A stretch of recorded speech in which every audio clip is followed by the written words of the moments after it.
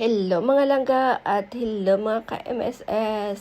Halika kayo, samahan nyo kami, tuklasin natin at kainan ang Korean restaurant. Sabi nila masarap daw yung food dito kaya subukan natin. At ayan, nakikita nyo, sobrang dami ng kanilang mga display nila yan. Hindi ko alam kung binibenta, siguro hindi naman, baka display lang.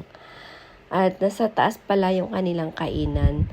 So dito sa taas, kahit sa ang corner man, katulad sa baba nila, ay may mga display silang mga mug. Siguro mga koleksyon nila yun. Or mga kung saan galing lugar, hindi ko lang alam. Basta, kahit sa ang sulok man, ay may mga display na mug.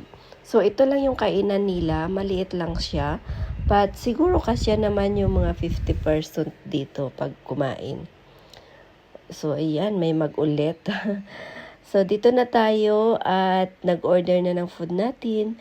So, habang nag-order tayo ng food natin, ay binigyan nila kami ng, ayan, gratis lang po yung binigay nila na iyan. Sobrang dami. Ayan, o, dyan pa lang ay mabubusog ka na. Kaya dahil sa sarap na yan, naubos na namin agad-agad.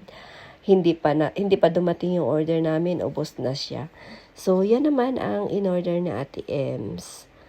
At sa black noodles. Masarap din. At yung sa amin naman ay seafood. So, yan. So, yun lang po mga langga. See ya!